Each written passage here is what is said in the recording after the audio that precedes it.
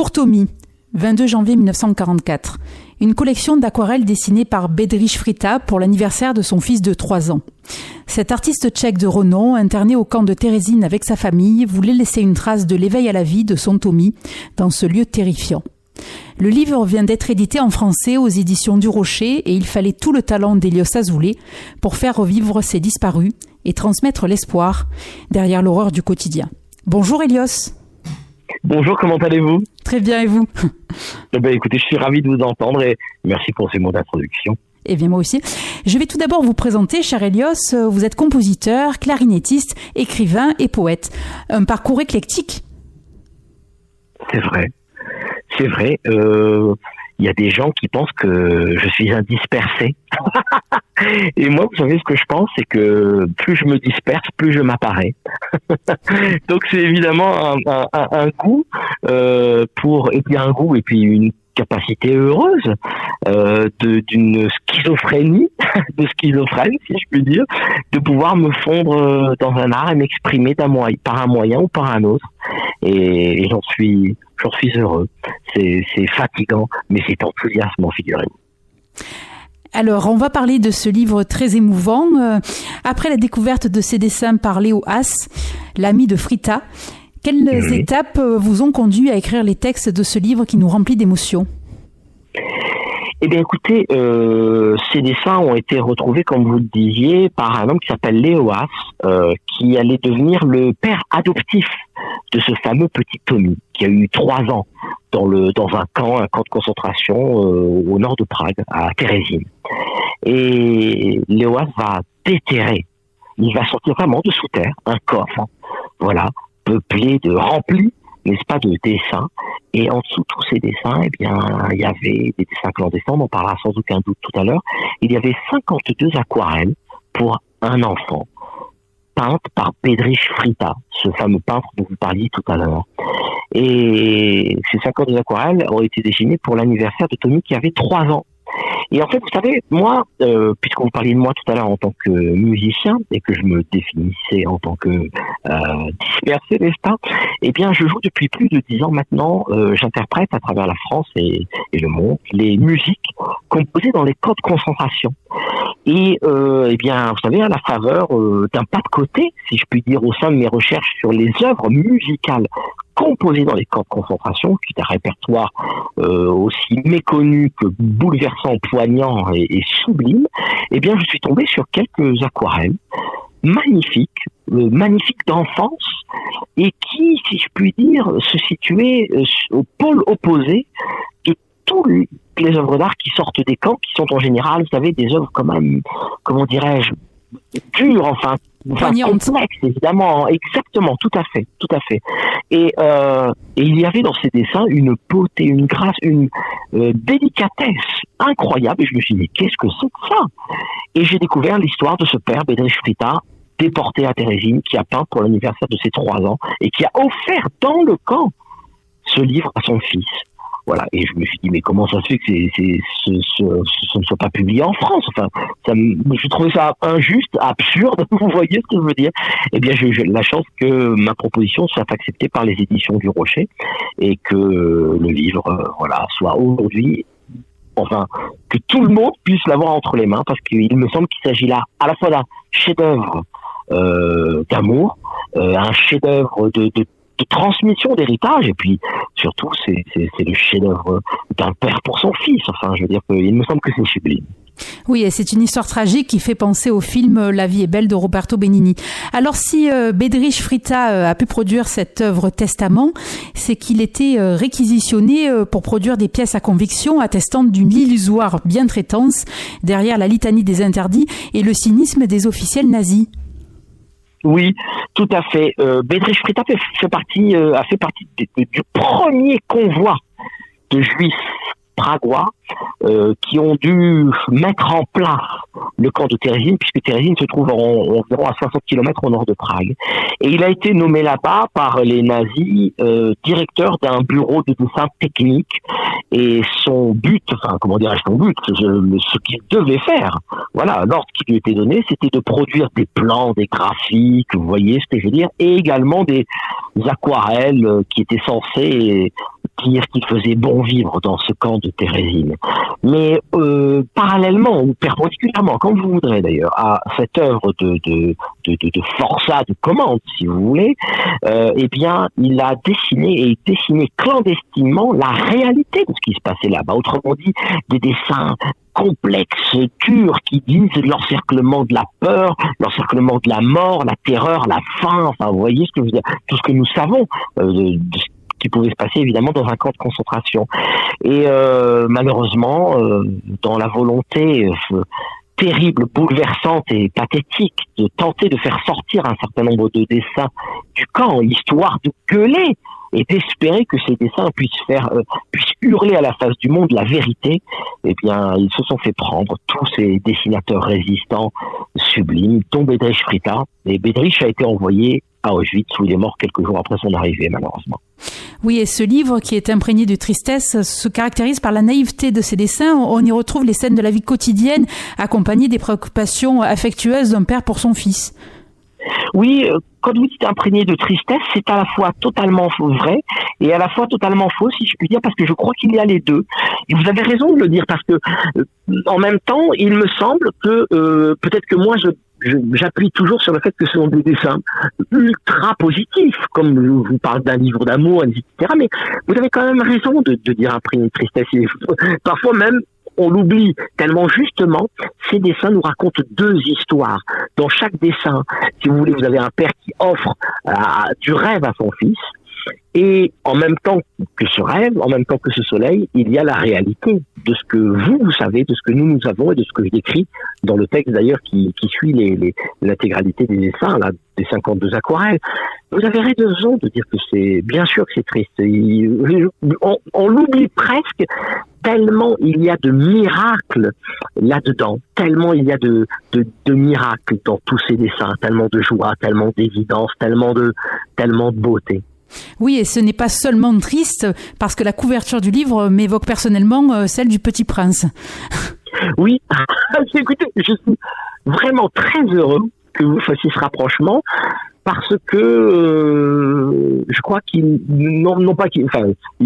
il faut souhaiter à ce livre le succès du Petit Prince de Saint-Antoine d'Exupéry, mais au-delà de ça, vous avez raison. Je crois qu'il y a là-dedans la proposition d'une œuvre qui s'adresse à la fois aux enfants.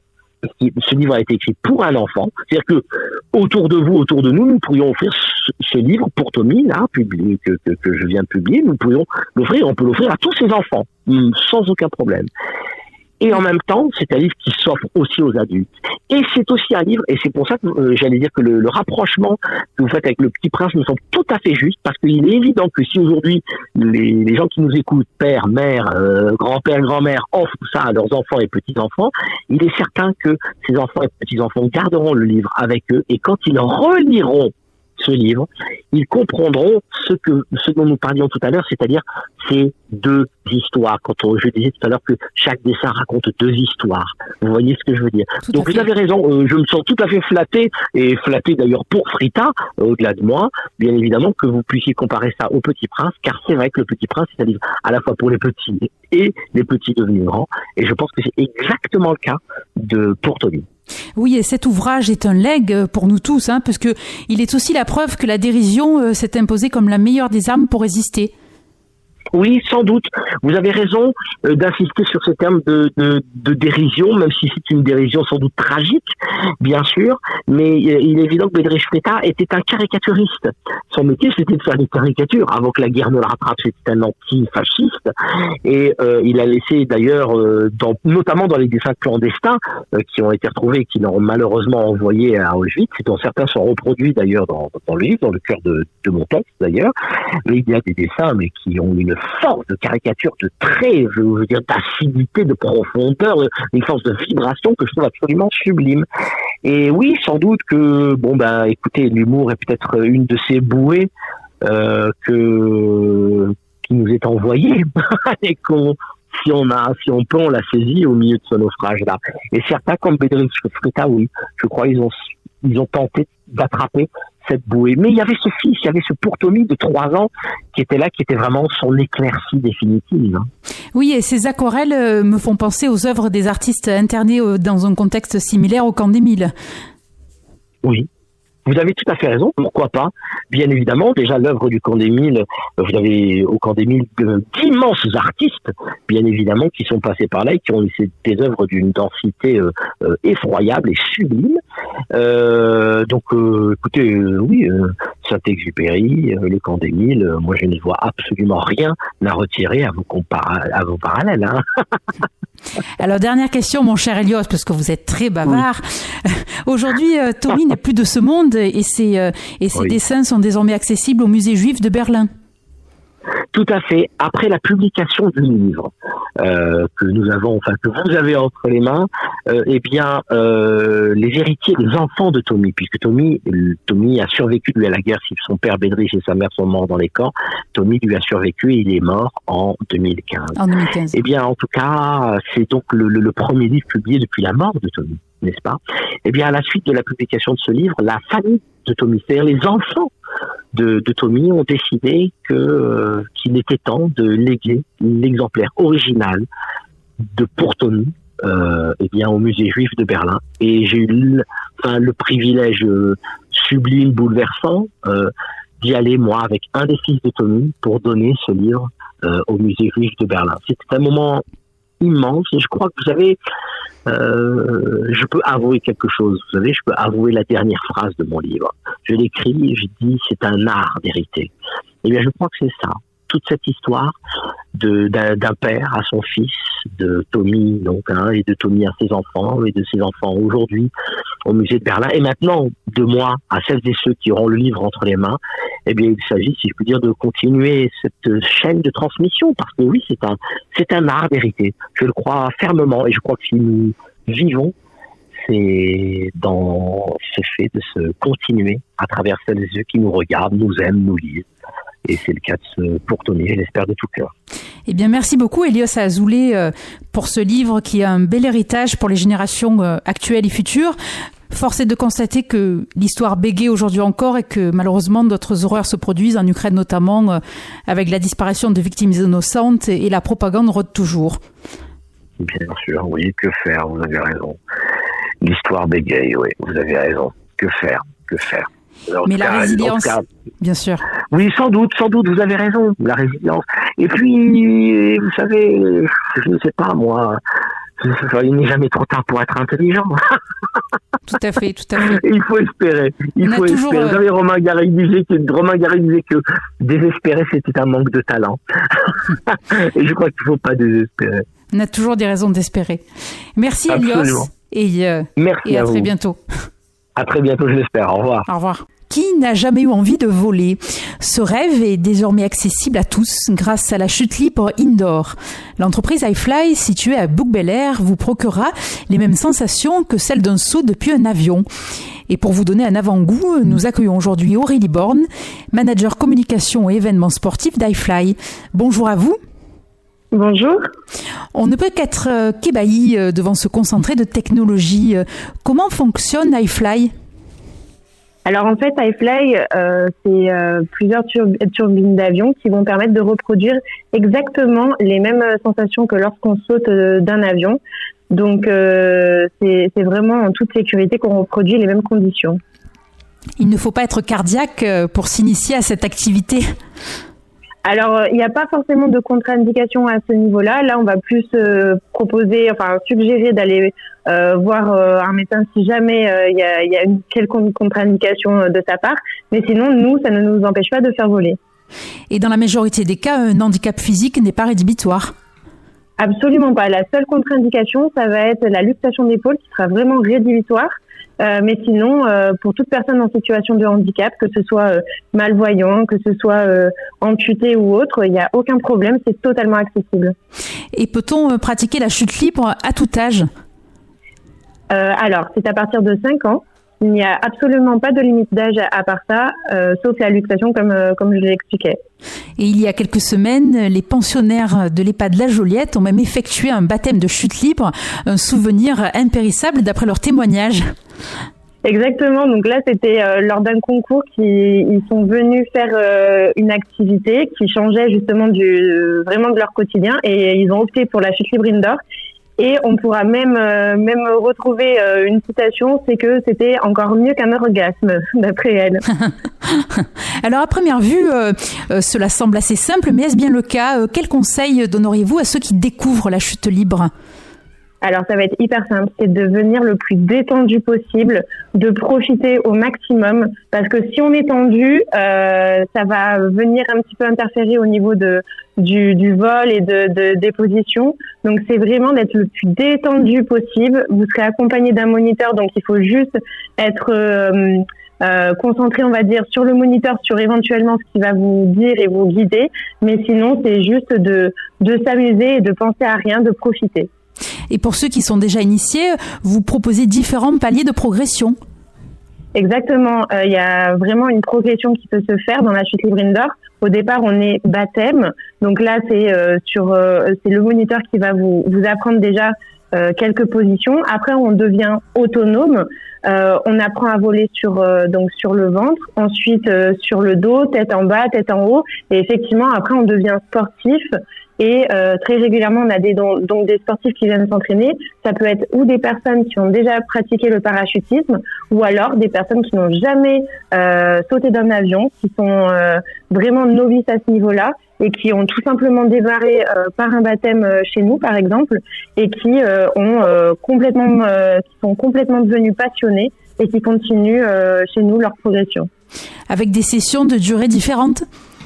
Exactement. Sur un baptême, on va être sur des sessions plus courtes que bien évidemment un sportif qui va faire carrément des sessions d'entraînement. Et donc là où ça sera des temps qui seront plus longs. Et jusqu'à même devenir un véritable pro-flyer, est-ce que vous pourriez un petit peu nous indiquer?